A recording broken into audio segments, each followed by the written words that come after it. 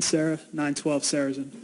Mr. Kern, I want to take an opportunity to address some of your comments. First of all, I want you to know that I do appreciate your professionalism. I know that we don't always agree on things, but I appreciate the way you conduct yourself here and the way you conduct yourself on the street.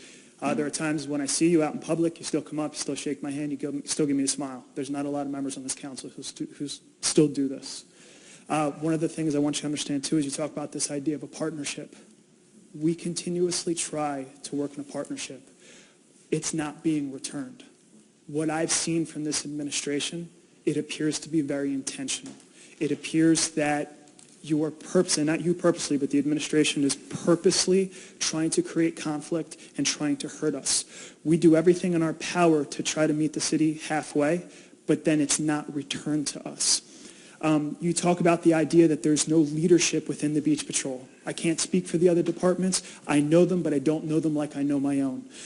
We have Kip Emick, who is our acting chief. He was not my first choice for acting chief or for chief. And I told him that, and I explained to him my reasons why. There was another person I thought would be in line, but over this last year, Kip has done an outstanding job of being a true leader on the Beach Patrol. And I think that he really manages the difference between personal friendships and doing what's right for the job. And there's a lot of things that people don't know. Like, we've made so many concessions. Like, we hear time and time again about these issues of overtime. We were very successful a few contracts back in negotiating overtime. My chief came to me, not the city manager, not the public safety director. My chief came to me and said, listen, I see that you negotiated overtime. We can't make it work. It was nice that the city gave it to you, but I'm asking you as a friend to work with me. And I looked at him, I said, you know what? All right, what can we do? And we made it work. And we've continued to make it work. And we've done so many things. So you asked for this partnership. That's what we want. We want a partnership, but it's got to be fair. The other thing I look at, too, like not just as an employee of this community, but as a person who lives here. You know, there's people that I talk to, and I hear it in the subtext when we talk about the majority has spoken. There's also something we have to worry about called the tyranny of the majority. Just because a majority of people want something doesn't make it right. We do things that's politically popular. We do things to get reelected. But one of the things that I want to remind this council is at times as an elected official, you need to mediate public opinion, not mirror public opinion. So I stand here as a father. I have a 20-month-old. My daughter, she is the absolute love of my life. And I look at the opportunities that I had here in this community, and I want that for her too. So we talk about the actions that people have taken. And you know what? I've done everything in my power to bring attention to the situation, to get people to start paying attention, because I think people need to make an informed decision. And I've talked with people who represent your majority. And I'll tell you, it scares me to see people who have come in here and attacked the previous administration on issues and then fall silent. So instead of attacking you, I ask them. And you know the response I get? Well, yeah, these decisions are hard, but it's what we need to do to get rid of the last two. Referring to the Republicans. Well, why would you want to do that? And they have a lot of issues which maybe are legitimate. But I find one issue that scares me.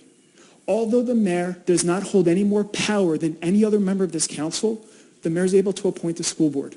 And my understanding is that people want to remove the mayor in the next election to go through to take out people on the school board to start to decimate the schools. And that scares me as a father.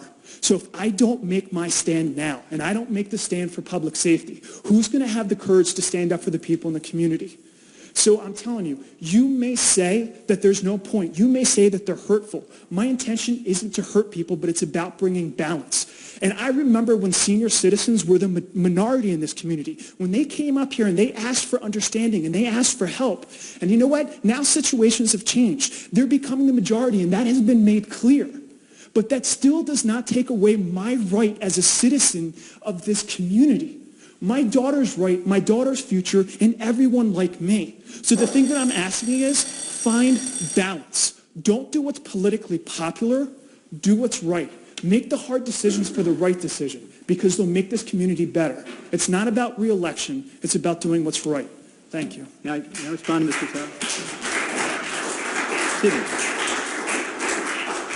Excuse me, Mr. Sera. Every time you appear before council, you immediately go to accusing the Democrats. Everything you do is political.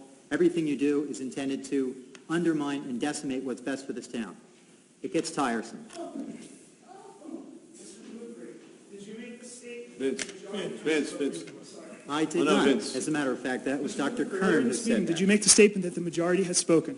That Did is you not. make the statement that a majority of people want to see these cuts? Vince. Once again, Mr. Sarah, If I you did would, not. thank you. That's okay.